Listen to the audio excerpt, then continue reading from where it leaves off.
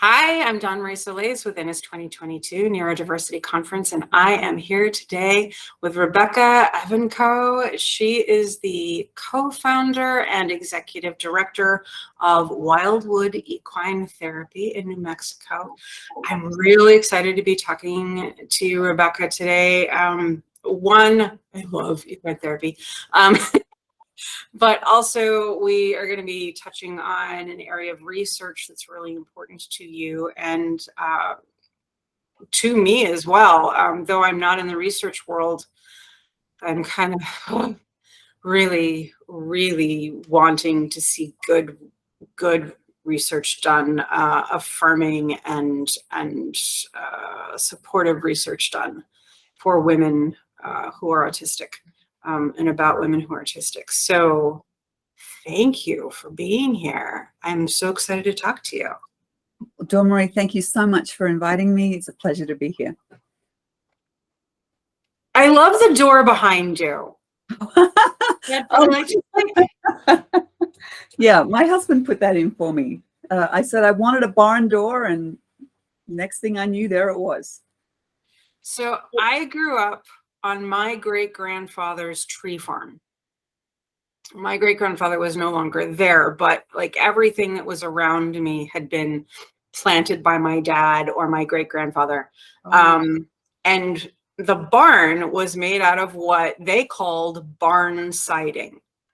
Mm-hmm. Barn siding is like, I don't know, you walk too close to it and you get splinters, right? It's just like really rough cut. I think of it as dangerous wood. So, I'm introducing you, and my ADHD brain is like, oh, I want to pet the door. It looks safe. It looks like really nicely sanded, yeah, beautifully finished wood. It is not a dangerous door. So yes, we had to get that out of the way because my brain wouldn't let it go. Well, yes, it is a very safe door. A very safe door.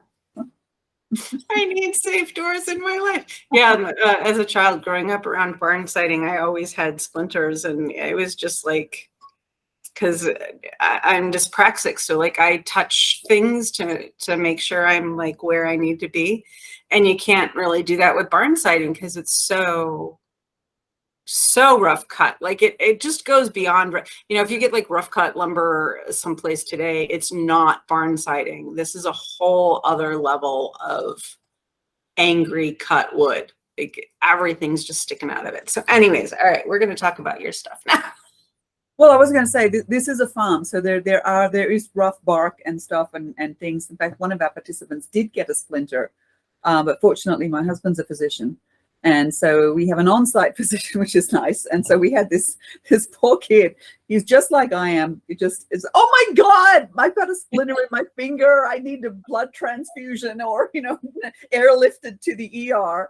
And but we were able to get it out fine. But yeah, it can be traumatic. So I feel your pain with the, you know, with the rough cut wood and wanting a safe door. Yeah. Thank you. I really appreciate that. And I'm so glad that your client was able to have the splinter removed by a professional. Oh my goodness. So yeah, part of it is that we just show up as our human selves. So because I have done 99% of all of these interviews, folks out there in the world are getting very used to the way I present my autism and my ADHD. So if they've watched any other videos before now, they're used to me being like, oh, we have to talk about something totally unrelated. As my husband is ADHD, so I'm well acquainted with it. Thank you. But you run a therapy facility that invites your clients to interact with your horses.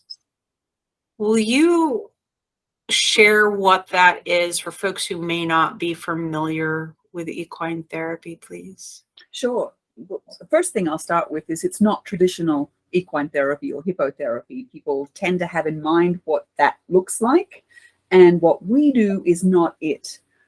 In fact, one of the reasons we decided to do this program is because when we first envisaged Wilderwood, I actually went to get credentialed with some more traditional hippotherapy programs. And as I was doing that program, and there was one specifically designed for autistic people, as an autistic woman myself, it didn't feel right. It didn't feel good. And I was getting more and more kind of disconcerted. And my husband said, what's wrong? And I said, I don't want to do this. I want to do something that feels right for me and get other autistic people to tell me what's right for them. And then together we can create a program. And he said, well, you realize that we'll have to start from scratch. And I said, yeah. And so that's why our program looks very different, because it has been designed all the way by autistic people for autistic people. And so it's evolving and growing. It looks very different from when we started it 4 years ago, and it will probably look different again in 4 years. But right now we have a children and youth program that meets for 8 weeks in 8-week sessions once a week. And we have autistic mentors as an integral part of that program, so that the autistic kids have someone to model from, to learn from, and also to be a authentic autistic voice and resource for the parents and grandparents. And that has worked very well. We do use the horses. We incorporate them on the ground. There's a little bit of mounted work. Most of it is done without a saddle in order to feel the horse. And we base the principle on the fact that horses actually, we believe, share a lot in common with autistic people. And we've written at length about this, but we think that for most, I won't go so far as to say most, for most autistic people, there is a natural connection there between the horse and the person, the autistic person. And we capitalize on that. And we do things around the horses and with the horses and build obstacle courses and then lead the horses through. And we also, do other things like one activity that we've just adopted, my husband found this, is to make paper out of dried horse poop. I know that sounds disgusting, but it's an organic material, and when it's dried, it's crumbles and it's like dirt. And so that is one way that we incorporate sort of tactile, hands-on, collaborative work. And the amazing thing that we find is that when you get a group of autistic kids together, all these alleged problems that they have with communication and regulation, they either are much better regulated, or there's no or very little communication problem at all. And we see that mirrored in the adult population as well. I think it's because they know that in this space they can be completely themselves. And quirky is normal here. And anything outside the gates is sometimes really weird. So that kind of turns their world upside down, where for once they're the normal ones. And I think that helps with their expression and their confidence. And we've had some really amazing success stories. I'll share one with you very briefly, if I may. There was one little girl who came. She was adamant. She did not want to touch a horse. I do not want to touch that animal. And it was fine, no problem. And she happened to sort of be hanging out with Odie, one of our beautiful rescue horses, rescued from a kill pen. Huge horse, 17 hands, very, very gentle. And we noticed that she kind of would get closer and closer to him and put her hand out and then take it back. And eventually she did touch him, and then she hugged him. And then, by the end of the program, she was riding him. And her mother actually contacted us and said, I don't know what happened to her, but we used to have to schedule 3 hours for a dental appointment. And we had one last week, and she was done in 40 minutes. And the dentist said, wow, what happened? And she turned to the dentist and said, I can ride Odie. I can do anything. So it was. Oh my gosh! Okay, yeah, okay, yeah. That got me. Yeah, it's Oh my goodness.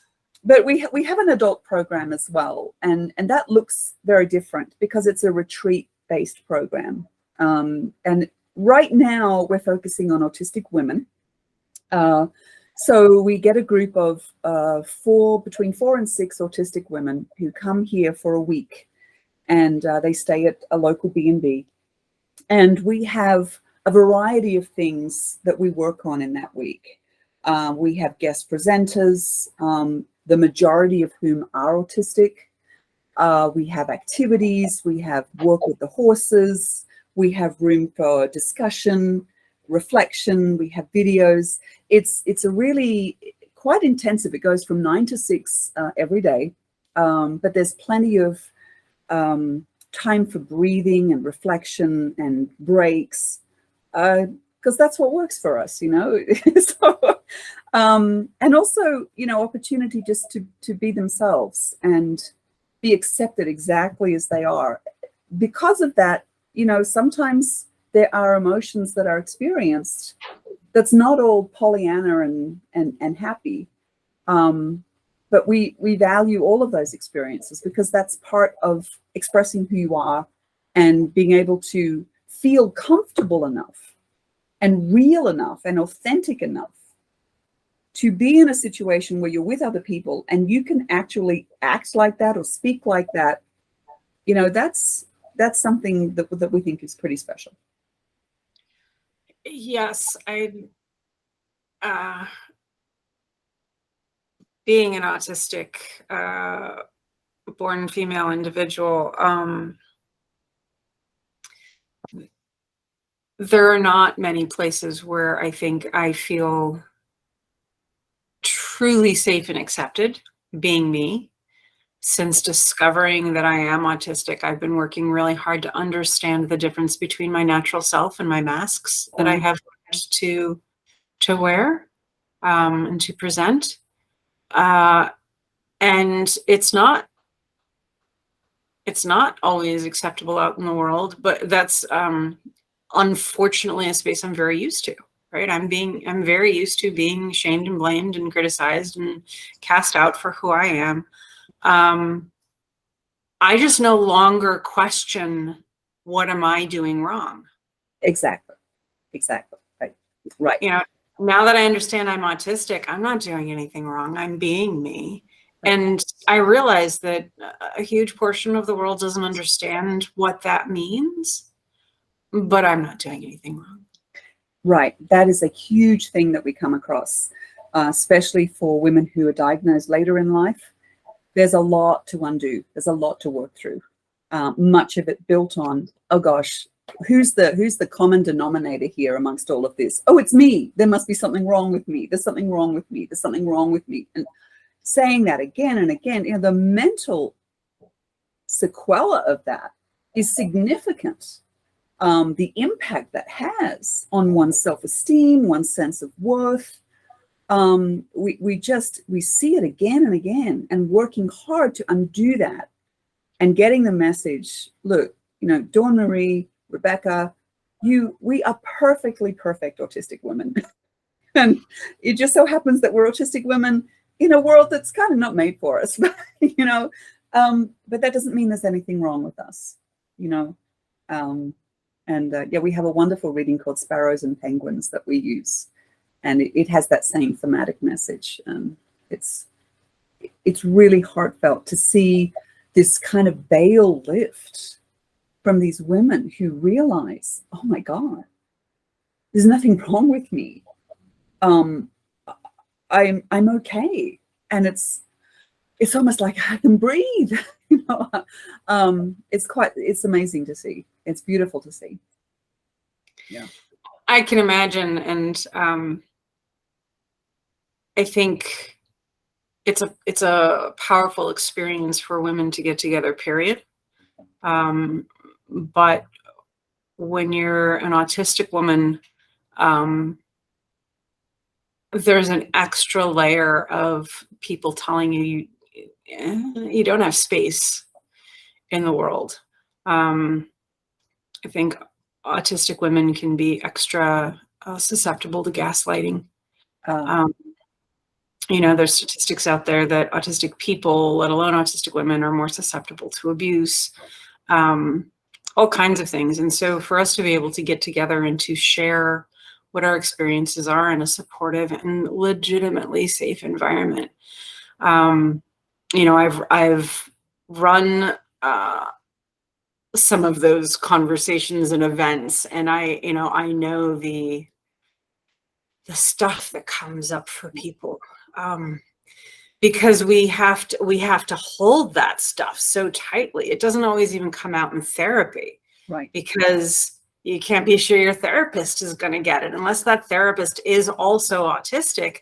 They may be very sweet, kind people, but they don't truly understand. Right. Right.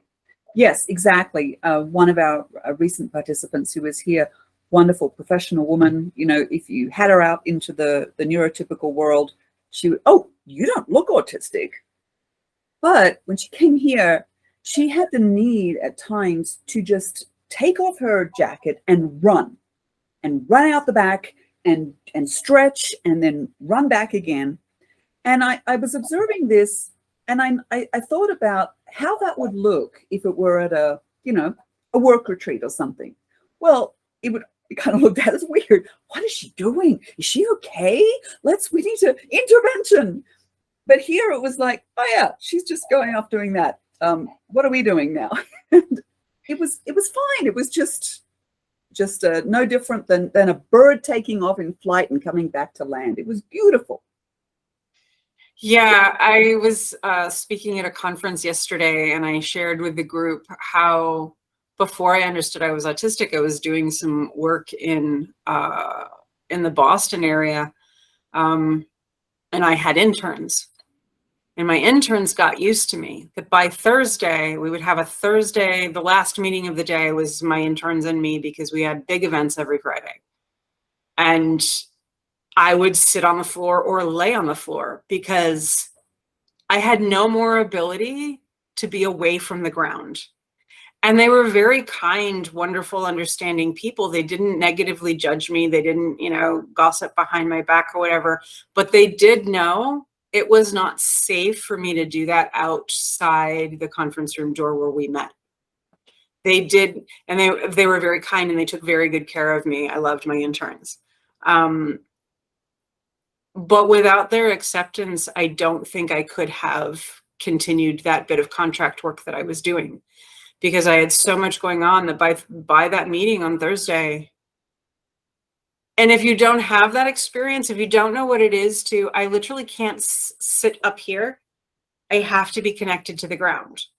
If you don't know what that is, yeah, that looks strange, and why. And I've been accused of all sorts of things because I need to lean, or I need to sit on the ground, or I need to, right? There are things I need to do. But if you want me to focus and function,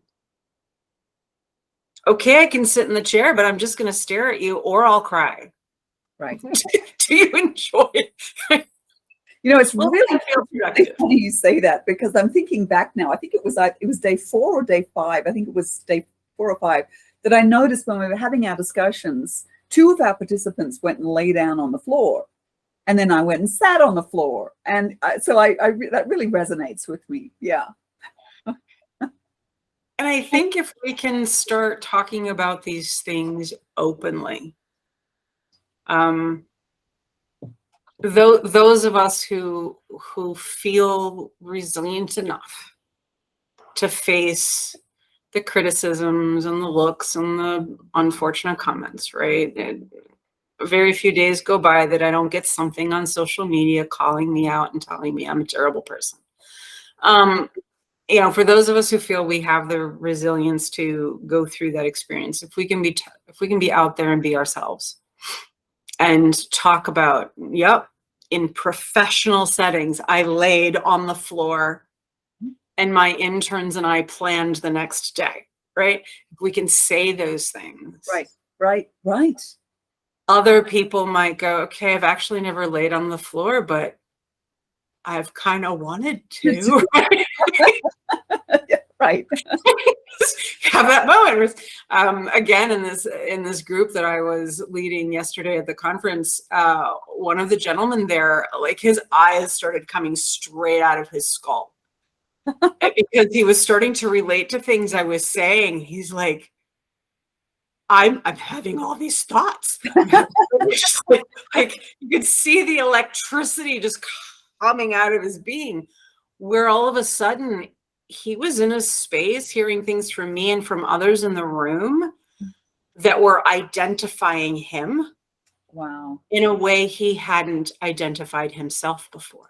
Right.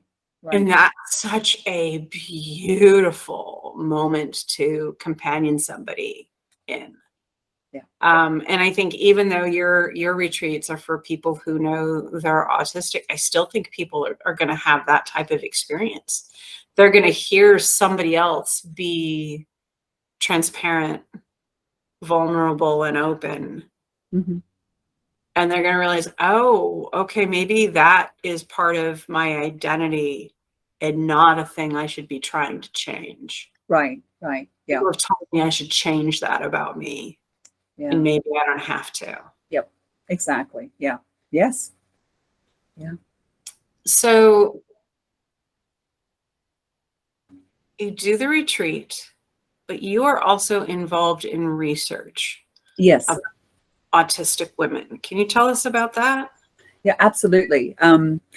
It really started because I was late diagnosed myself. I was 46, and I started. So when I was diagnosed, I started researching.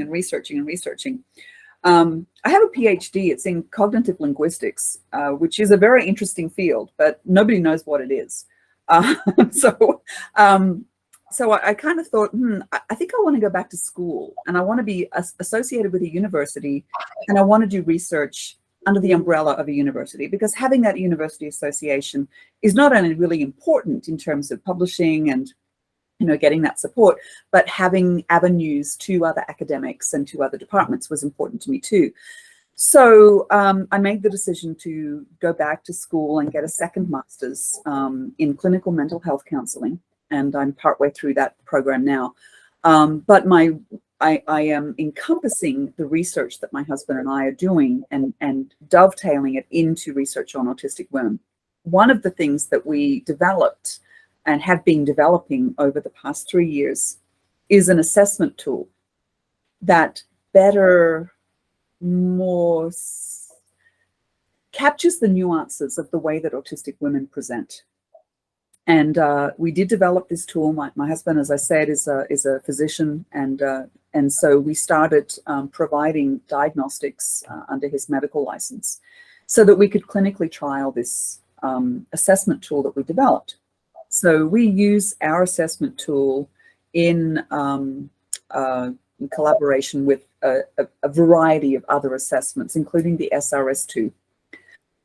And we found so far in clinical trial that our assessment is very good correlation between the outcome of the SRS-2 and our reflective assessment. But we find that our reflective assessment kind of avoids the medical model terminology, like I think, not asking questions about deficits, but really reframing them in terms of strengths. So for one, autistic women feel much more comfortable in responding to it. Secondly, this won't come as a surprise to you, but we tend to be very black and white thinkers. Yes, no, this or that. So a lot of these assessments have these damn gray areas where it's like, oh, sometimes on Tuesdays when I have pancakes, or, often or never or rarely. And it's like, I don't know what to choose. So we deliberately made ours very linear, very black and white.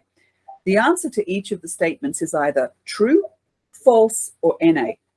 And we say, if it was ever true, it's true. So it kind of immediately releases that kind of tendency to overthink things. And so, well, I don't know. What do I answer? I don't know what I answer. What do I answer that? Or is that one? So it just takes it reduces it and says, yeah, it was true once, so yeah, it's true. So we're very excited about this research. As a compendium to that, there's a lot of research going on in the world also that's very interesting, particularly out of my home country, Australia. I just presented at a conference earlier this year some of the more recent findings. And one of them, a 6-year research study coming out of Australia, is that the often quoted 4 males to every 1 female is either a lot closer to 1-to-1, or according to this one study, it's more like 3 to 4. That is, for every 3 males, there are 4 autistic females. There was another study that we went along with that out of the United Kingdom that looked at suicides and went back through all of the records from the coroner and researched that and found that about 40% had characteristics of autism, undiagnosed autism. And so they're pulling from that and saying that, you know, the number of undiagnosed adults, and particularly women, is likely to be far, far higher than this 4 to 1. And that has enormous implications for the mental health of women, autistic women, because we don't know, and we do present differently. One person that we assessed just recently, clearly autistic. I mean, we did the battery of tests, we did the interview, we did everything right. But, you know, from reading her narrative, I knew, I just knew, because it's like, oh my gosh, this is my life. But she had thought for a long time she was autistic. And she went to see a traditional psychologist who said, no, you can't be autistic for 2 reasons. You don't like trains and you make eye contact. And it's just, this is not uncommon from educated, smart people who are trained in the medical field are telling these women these anomalies. And you probably get the same thing too. Or Rebecca, you don't look autistic. You've got, 3 degrees. You've got a business. You've got a husband. How can you be autistic? Well, duh, it's because autistic women present differently. And we need to educate the broader community about what autism looks like in females, in girls and in women, and also in the transgendered community and LGBTQ community as well.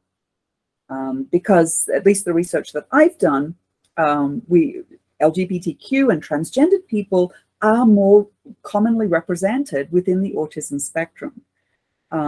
So yeah, we've got to get away from this, autism is Rain Man, and you must like dates. Or somebody actually asked me once, and fair enough, it is Temple Grant, and so it is a woman. And somebody actually asked me, do you like cows? No, I like horses. And it's like, we're not all cow whisperers. So what you're expressing right now is why I am currently in the camp that autism in and of itself is not a disorder or disability, even though being autistic can feel extremely difficult and society can massively disable us. yes. And many times those of us who are autistic may have accompanying disorders and disabilities. And right now it's a little bit hard to suss out what is autism all by itself. But I do believe that the more we understand the fact that there are a lot more of us than we ever knew, and that yes, women are autistic, and we can start looking at the functions of the autistic mind instead of constantly deciding it is all dysfunctional. Yeah. Thank you. Not everyone agrees with me, and that's totally fine. I'm not loaded with PhDs, and I'm not a researcher. So I'm just, I'm expressing from the knowledge that I have and my lived experience. But it is my personal opinion that we will find more successful ways forward if we are looking at people as though it's the way they are designed in their brains is functional rather than not. Simply because we don't function well in the places where we are does not necessarily mean we are not functional. That's right. I like the analogy of a standard hammer versus a jackhammer, right? You take a standard hammer and you put the nail in the wall and you hang your painting, right? If you bring a jackhammer to do that job, it will be very, very hard to do it well. Yeah, probably, yes. Well, but it's hard to do that well. And if you bring a standard hammer to a job that a jackhammer is needed, it will be very hard to do that well. And so I think we are functioning beings who have not yet discovered what is our space where we will do really well, where we are designed. Right. Like I believe we are designed for things. Right. But without enough knowledge and without enough societal acceptance, our design is misunderstood and misused. Exactly. Right. Yeah.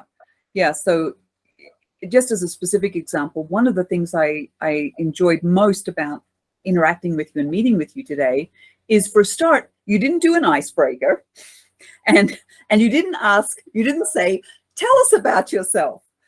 I mean, those words and those actions can absolutely render me speechless. And in one of my classes, that's absolutely what happened. The professor said, okay, we're going to have people tell us about themselves. Rebecca, why don't you tell us about yourself? And I'm there on a Zoom meeting and I'm just, and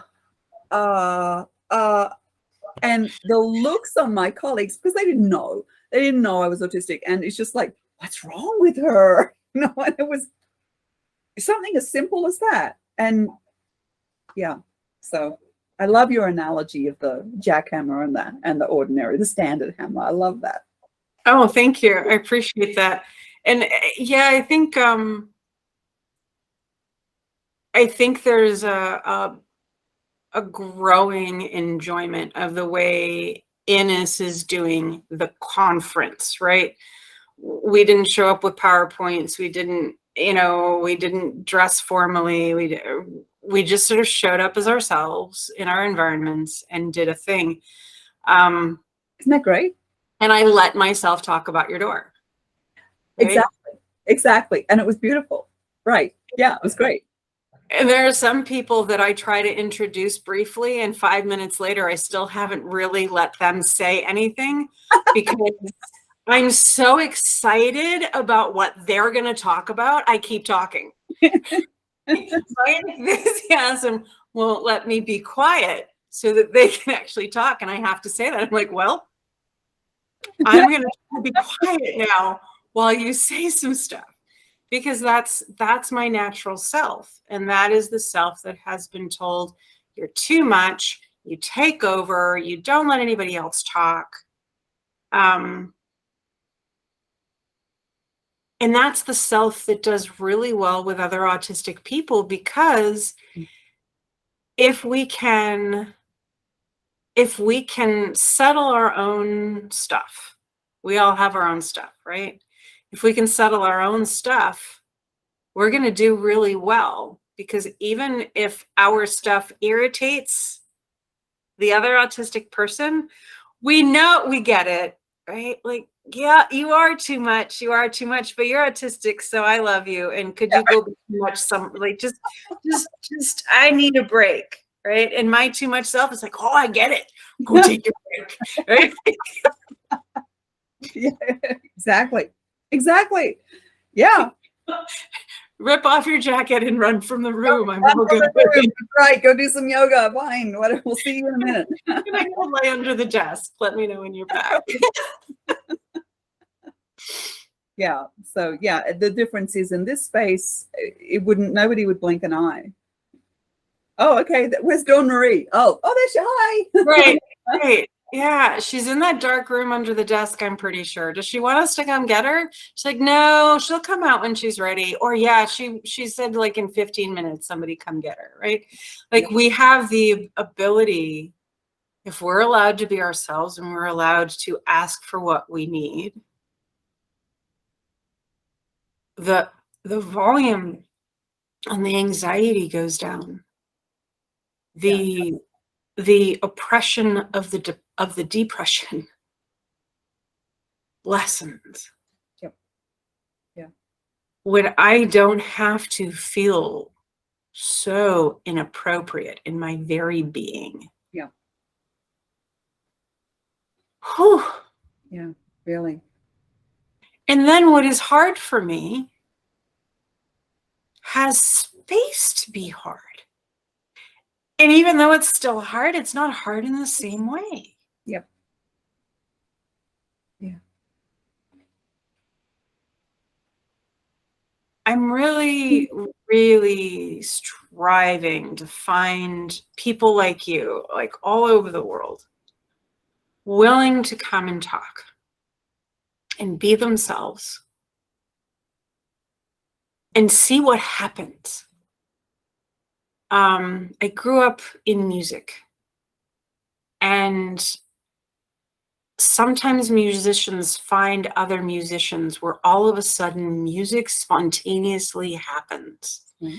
The jazz world is an obvious place because jazz musicians sort of birthed into this world looking for their soulmates in music, right? Where you just like sit down and jazz happens. Where I now understand that it is in part my autism in needing like a lot of structure. And I'm not a good improviser in the music world. I am fascinated by people who can do it. Right? Like, wow. It just comes out of you, right? I'm very like, you know, I want to read the music and I want to do the music, and every once in a while something a little extra comes out, but you know, I'm very, very routine and planned and stayed. But in my intellect, that's where I'm the jazz musician, if that makes sense, right? In my intellect, I'm very creative and very spontaneous, and I'm looking for the people who, like, I can say 3 words and they already know what I'm thinking. And I kind of feel like all of us folks who are landing in this space are kind of the intellectual jazz musicians of neurodivergence, right? We're landing in this space, and if we're willing to listen to each other, and we're willing to try to conceptualize what each one of us is trying to do in our unique way, something new is going to be birthed out there in the world. And I think part of it is we're giving folks the opportunity to see what it is to be an autistic human being, an ADHD human being, a dyslexic human being, whatever it is in your neurodivergent identity. They get to see what it is for real without the veneer, without the facade. You know, I fall in love with everybody I talk to. I do. I just like, I am the happiest human meeting people like you and all of these other folks who have joined me. Because I'm one of those folks. I want to like sit at the feet of brilliant people and listen to them all day. And so I think that's another thing. I think people watching you, Rebecca, talk about your experience and what's waking you up and what's making you passionate, what you want to do out there in the world, they're just going to feel that connection. I hope so. You know, my husband and I do assessments for women all over the world. They find us mostly on Reddit, I think. But they find their way to us. You know, we try to keep we ask for a donation to Wilderwood. We don't actually pay ourselves to do this, so we can keep the costs low, because keeping this accessible to women in a safe space where they can explore the possibility of autism is really important to us. And when we do make the diagnosis, was we ask for a really extensive narrative beforehand, and so that they can tell their story. That's so important to us. And that's where my cognitive linguistic background comes in, because discourse analysis is what I did. So being able to analyze and assess and look at those narratives as they tell their stories is so incredibly powerful. And we often say to them, it doesn't matter. We've had women in Europe, in Saudi Arabia, in Malaysia, across the United States. You know, I say to each of them, gosh, we're at such an advantage here, because I feel like I know you, because I've read your story. And it doesn't matter what country they come from. It doesn't matter what culture they come from. It doesn't matter if they're transgender, gay, black, white, Asian, whatever background, Hispanic. There is a thread there that's common. And you can see it. And you can see it come through these stories and these experiences. And it's exciting, the thought of these women recognizing that there's, number one, nothing wrong with them, that they can be their authentic selves, and that their authentic self is beautiful. They can take the mask down. And at that point of realization, there's often tears from all of us, because we just feel this very, very powerful connection based on the shared, I guess you can say, diagnosis, but it's so much more than just a diagnosis. It's a revelation to many of these women. And it's amazing and an honor to be part of that. Oh, I feel that really deeply. I don't say that I do diagnoses. That's not my background, but I do help with a style of evaluation. And when people can start to understand how their brain functions and who they are as an individual, and learn how to validate that and build skills around it, and be their authentic self, learn how to explain themselves to others with understanding and confidence. I mean, it just, I don't know if there's anything better, right? To give somebody ownership of their identity. Right. Yes, exactly. That is really powerful, and it changes every aspect of your life. Touches on every aspect. So yeah, it's really, I feel proud to be working alongside people like yourself, making a change, being out there. And you know, you mentioned a little while ago some of the comments, the social media comments. Man, they hurt. Some of them really hurt, and we just need to. Somebody said to me once, Rebecca, don't read the comments. Just don't do it. And, you know, I think they're right. There are many, many people who say wonderful, positive things about us, about, you know, what we're doing. But there's always going to be someone who has some complaint. And it's really hard. You know, autistic people tend to take criticism really personally, because we're extremely empathetic. And we feel so deeply, which just flies in the face of all this stuff that say, well, autistic people are like robots. They don't feel anything. Not true. You know, and so, yeah, it does hurt. But believing in what we do and being on the forefront of something is what I think we need to hold on to. Absolutely. In the few minutes that we have left, as you do your research and you're finding these stories from your evaluations, and you're working with your clients in your equine therapy program, there's got to be stuff that, like, whether it's, you know, monthly or weekly or daily or minute by minute, where you're like, gosh, if just the rest of the world could know this one thing, right? If I could, like, open the skies and speak to the planet, this thing, right?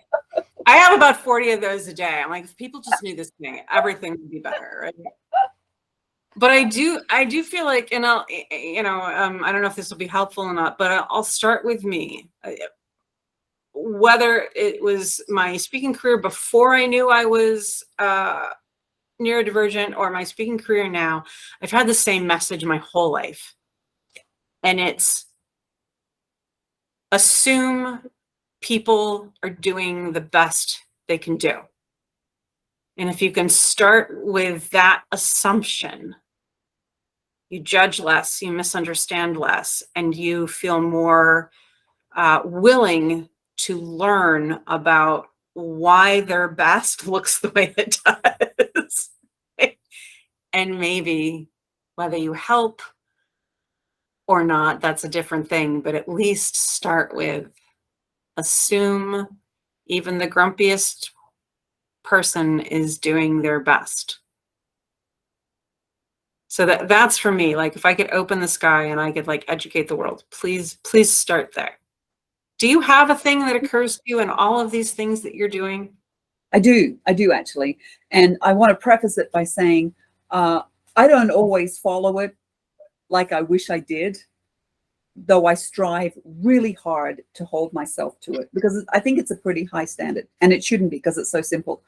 But what I would say to people is, in any situation where you have a choice as to how you can react, choose to be kind. Because I think kindness, as simple, it's a 4-letter word as opposed to another 4-letter word. It's a 4-letter word that I think can really open up the door to communication, genuine communication. And I'm the first to admit that I need to learn to do that better too, because there are some times when I fail miserably. But I think that's what I would say. If you can choose to react any way you want to, choose to be kind. I love that. And I think it's a wonderful companion to what I said. And I think giving an updated definition maybe to what kind means. Because I think especially born female people get taught kindness as submission, obedience, misplaced tolerance. We get taught kindness in a package that can be harmful to ourselves. That kindness is not always, if you can't say anything nice, don't say anything at all, right? That's actually not always kind. That's right. Kindness can be joining somebody in their journey. Kindness can be, one of the speakers at the conference yesterday said, call people in to the experience instead of calling them out for their behavior. Oh, nice. That. Yeah. I loved that. How do we define kind? Kind does not mean we let everybody walk all over us and demean us and push us around. Well, I think that's why I mentioned the 4-letter word, because it's a very simple word. It's a word that a child might use, and yet the complexities behind it are quite deep. So if you think about it, what is kindness, as you pointed out? And sometimes that might look different. Sometimes it might be saying to someone, you need to go away and do something else because you need to process this. I don't want you around me. You're toxic. And so the kindest thing you can do is to tell them to go and, work on themselves. Other times it means, just think before you make that comment on social media. Think about how the effect that it might have on somebody else. Think about how calling somebody else out for what their behavior is like, how that might impact on them. So think about what it might mean and the impact it could have on them, and try to choose words and actions that will benefit that person rather than harm that person.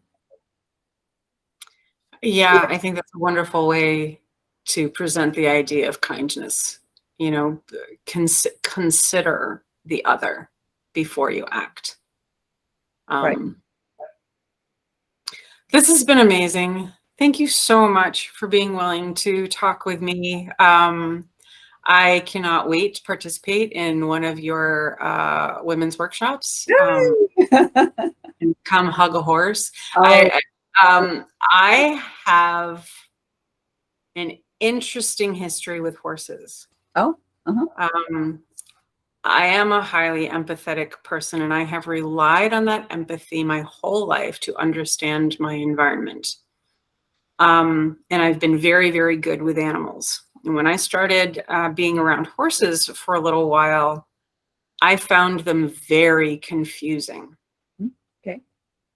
And what I felt I learned over time was that with a dog or a cat or other animals, I would let the animal tell me what they wanted and felt. And what I learned, at least with the horses that I was around, was that the horses felt better if I told them. Yeah, that's really interesting. Horses are really good, like autistic people, at picking up on how you are really feeling.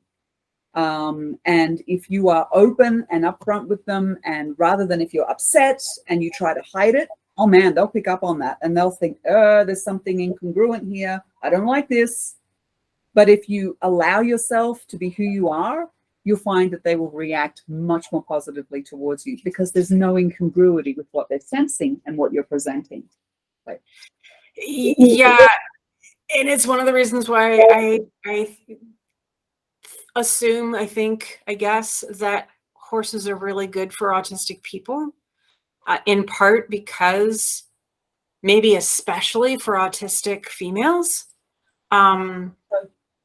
women don't get taught how to be in charge in general, no, or at least not in a lot of life. And an autistic person can feel even less capable of being in charge, right? But if the horse needs from you to be determined, to be clear, to be inwardly and outwardly in sync, right? Emotionally. Good way to put it. That allows us space to do those things. Right. Right? With a being that will enjoy that we're doing those things. Right. 1,000-pound being. Right. Right. Yeah. Like this giant creature that could crush us actually will enjoy it if we take charge. Actually, we'll feel much calmer if we are just ourselves. Right? We will. The horse will benefit from our being ourselves. And you're saying it just right, Dawn Marie, being yourself. And so practicing and learning that it's okay to be yourself, and practicing with the horses can be really beneficial in terms of taking that knowledge and skill and applying it to your outside life. And besides, we're getting into winter, and Odie, our rescue horse, gets really fuzzy. He's like a big giant teddy bear. And it's just, just cuddling him is just amazing. Okay, so visit the farm in cold weather. Got it. I need to cuddle a big fuzzy horse. That's wonderful. Yeah. Absolutely amazing. Oh, thank you again, Rebecca. You're welcome, Dawn Marie. Thank you for asking me. We will make sure that your website and things like that are linked with this video. And I hope that many, many people are able to hear what you had to say and can join you in the conversation. Well, likewise, and I'm just thrilled with the opportunity. I'm excited for all that you're doing, and I'm just so glad we've made the connection.